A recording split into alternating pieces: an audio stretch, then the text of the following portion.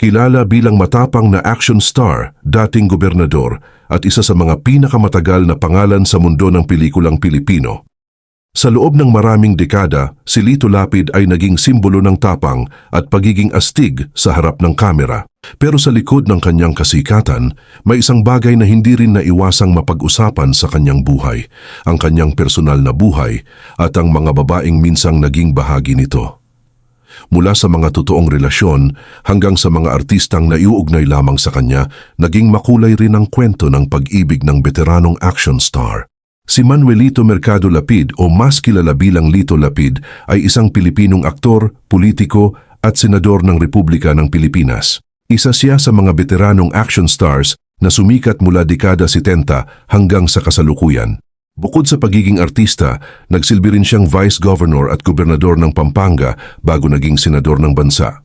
Nakagawa siya ng dos-dosenang action films na tumatak sa masa, dahilan para maging isa siya sa pinakakilalang pangalan sa industriya. Ngunit habang lumalaki ang kanyang pangalan sa showbiz at politika, hindi rin naiwasang mapansin ng publiko ang mga babaeng naging bahagi ng kanyang buhay. Pero bago tayo magpatuloy, huwag kalimutang i-like ang video na ito at mag-subscribe para sa mas marami pang kwento tungkol sa buhay ng mga kilalang personalidad. Number 1. Marisa Tadeo Lapid. Ang pinakakilalang babae sa buhay ni Lito Lapid ay ang kanyang asawa na si Marisa Tadeo Lapid.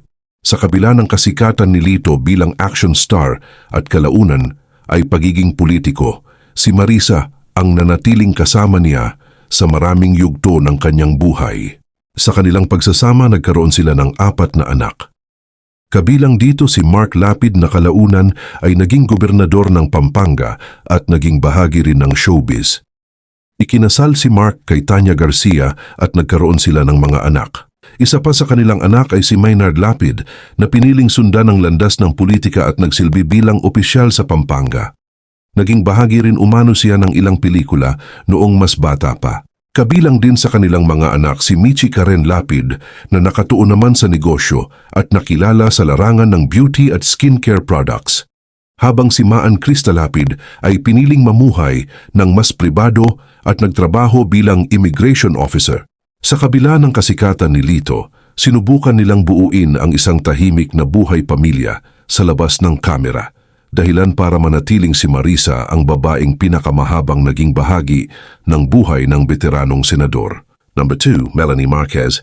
Isa sa mga pinakakilalang pangalang naging bahagi ng personal na buhay ni Lito Lapid ay ang dating beauty queen at actress na si Melanie Marquez. Noong mga panahong aktibo si Lito sa paggawa ng sunod-sunod na pelikula, naging usap-usapan ang kanilang relasyon. Kalaunan ay nagkaroon sila ng anak na si Manuelito Lapid. Ayon sa ilang panayam noon, si Manuelito ay nanirahan sa ibang bansa at minsan ding nabanggit na wala umano siyang sama ng loob sa kanyang ama sa kabila ng hindi nila pagiging gaanong malapit noong mga unang taon. Bagamat hindi na uwi sa pangmatagalang pagsasama ang relasyon ni Lito at Melanie, nanatili itong isa sa mga pinakausapang bahagi ng personal na buhay ng action star dahil sa kanilang anak. Number 3, Michelle Ortega. Isa pang babaeng naging bahagi ng buhay ni Lito Lapid ay ang singer na si Michelle Ortega. Sa kanilang naging relasyon, nagkaroon sila ng anak na si Isabel Ortega o Maria Isabel Ortega Lapid na kalaunan ay nakilala rin bilang aktres. Lumabas si Isabel sa iba't ibang teleserye at mabilis nakilala dahil sa kanyang talento at mukha na hinangaan ng maraming manonood. Dahil dito, dumami rin ang kanyang taga-suporta sa industriya. Bagamat hindi rin nauwi sa pangmatagalang relasyon sina Michelle at Lito, nanatiling bahagi ng usapan ang kanilang naging samahan dahil sa anak nilang pumasok din sa mundo ng showbiz. Sa pagdaan ng panahon, mas nakita ng publiko na bukod sa pagiging action star at senador, isa ring ama si Lito Lapid ng mga anak na lumaki sa iba't ibang yugto ng kanyang buhay. Number 4, Alma Moreno. Bukod sa mga relasyong nagkaroon ng anak si Lito Lapid, isa rin sa mga artistang minsang naiuugnay sa kanya noong kasagsagan ng kanyang pagiging action star ay si Alma Moreno. Noong dekada 80 at 90, si Alma ay isa sa pinakasikat na aktres sa industriya. Dahil sa kanyang kagandahan at pagiging palaban sa harap ng kamera, madalas siyang nakakatambal sa malalaking pangalan sa showbiz, kabilang na ang mga action stars. Sa panahong sunod-sunod ang pelikula ni Lito Lapid, hindi rin naiwasang madikit ang pangalan niya sa ilang leading ladies na nakakasama sa proyekto. Isa na rito si Alma Moreno. Dahil pareho silang malalaking pangalan noong panahong iyon, mabilis ding naging usap-usapan ang kanilang pagiging malapit. May ilang fans noon ang naniniwalang may espesyal na closeness sila dahil sa komportable nilang samahan sa trabaho. Gayunpaman, walang malinaw na kumpirmasyon mula sa dalawa kung nagkaroon nga ba ng seryosong relasyon. Kalaunan ay itinuring lamang ito ng marami bilang bahagi ng mga showbiz rumors na karaniwang nabubuo kapag madalas magkasama ang dalawang sikat na artista. Sa kabila nito, nananatili si Alma bilang isa sa mga artistang minsang naiugnay sa pangalan ni Lito Lapid noong kasagsagan ng kanyang career. Number 5, Dina Bonnevie. Isa rin sa mga pangalang minsang nadikit kay Lito Lapid ay ang veteranang aktres na si Dina Bonnevie. Kilala si Dina bilang isa sa pinakamagagaling na aktres ng kanyang henerasyon at naging bahagi ng maraming matagumpay na proyekto sa telebisyon at pelikula. Sa panahong aktibo si Lito sa sunod-sunod na paggawa ng action films, nagkaroon din ng mga usap-usapan na minsang naging malapit umano sila ni Dina dahil sa ilang pagkikita sa industriya at pagiging bahagi ng parehong showbiz circle. Bagamat hindi naging malaking intriga kumpara sa ibang artista, may mga lumang usapan noon na nag-uugnay sa kanilang dalawa. Gayunpaman, walang malinaw na ebidensya o kumpirmasyon tungkol sa seryosong relasyon at nanatili lamang itong bahagi ng mga usap-usapang umiikot sa mundo ng showbiz. Number 6, Lorna Tolentino. Nalink din noon kay Lito Lapid ang batikang aktres na si Lorna Tolentino. Noong mga panahong pareho silang aktibo sa industriya, mabilis ding nabuo ang mga intriga sa tuwing may dalawang malalaking pangalan na nakikitang magkasama sa proyekto o event. Dahil pareho silang respetadong personalidad sa showbiz, naging usap-usapan rin noon ang kanilang pagiging malapit. Gayunpaman, walang malinaw na kumpirmasyon mula sa dalawa tungkol sa tunay na estado ng kanilang relasyon at kalaunan ay itinuring lamang itong bahagi ng mga showbiz rumors. Sa kabila nito, nanatili si Lorna bilang isa sa mga artistang minsang naiugnay sa veteranong action star. Number 7, Sharon Cuneta. Isa rin sa mga pangalang minsang nadikit kay Lito Lapid ay ang megastar na si Sharon Cuneta. Dahil parehong malalaking pangalan sa industriya, naging bahagi rin sila noon ng mga usap-usapan sa showbiz.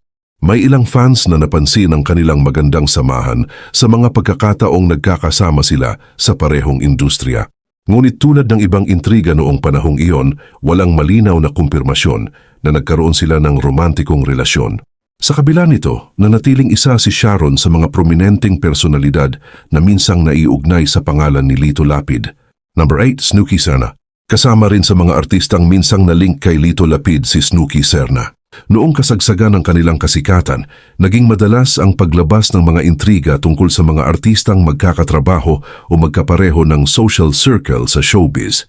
Dahil dito, minsan ding nadawit ang pangalan ni Snooki sa mga usapan tungkol sa personal na buhay ni Lito.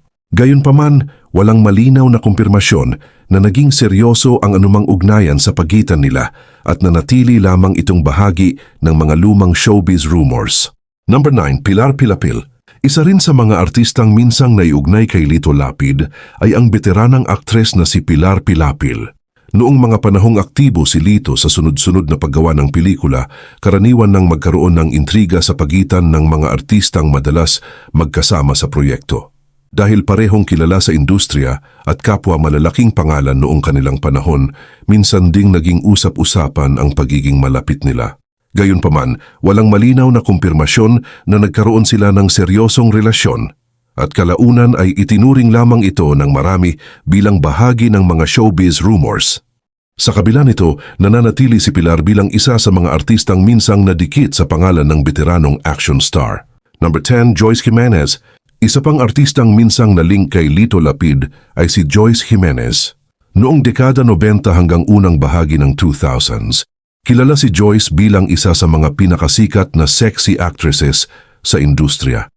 Samantala, si Lito naman ay isa pa ring respetadong action star at kilalang personalidad sa politika.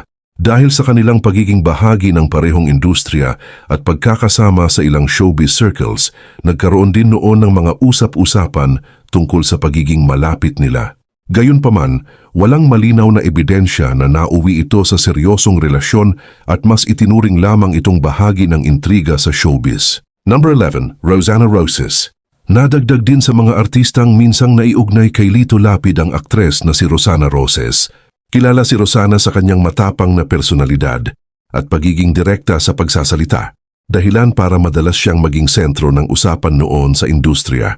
Sa paglipas ng panahon, naging bahagi rin ng mga intriga ang pangalan niya kasama si Lito Lapid, lalo na dahil pareho silang malalaking personalidad sa showbiz.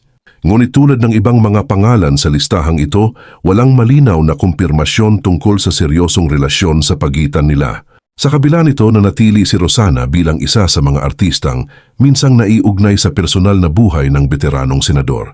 Number 12, Aramina. Isa rin sa mga artistang minsang nadikit sa pangalan ni Lito Lapid ay si Aramina. Noong mga panahong aktibo pa si Lito sa telebisyon at pelikula habang pumapasok sa politika, mabilis pa ring nabubuo ang mga intriga sa tuwing may artistang nagiging malapit sa kanya. Dahil kilala si Ara bilang isa sa mga pinakasikat na aktres noong kanyang panahon, hindi rin naiwasang magkaroon ng mga usap-usapan tungkol sa kanilang pagiging magkalapit sa industriya. Gayunpaman, walang malinaw na kumpirmasyon na nagkaroon sila ng romantikong relasyon at nanatili lamang itong bahagi ng mga showbiz rumors. Sa kabila nito, naging isa si Ara sa mga pangalang minsang naiugnay kay Lito Lapid sa paglipas ng kanyang mahabang career. Number 13, Diana Zubiri. Isa rin sa mga artistang minsang naiugnay kay Lito Lapid ay si Diana Zubiri. Noong mga panahong aktibo pa si Diana sa telebisyon at pelikula, kilala siya bilang isa sa mga artistang mabilis mapansin ng publiko dahil sa kanyang kagandahan at malakas na screen presence. Samantala, si Lito naman ay nananatiling isa sa mga respetadong pangalan sa aksyon at politika. Dahil sa pagiging bahagi ng parehong industriya, minsan ding naging usap-usapan ang kanilang pangalan sa ilang showbiz circles.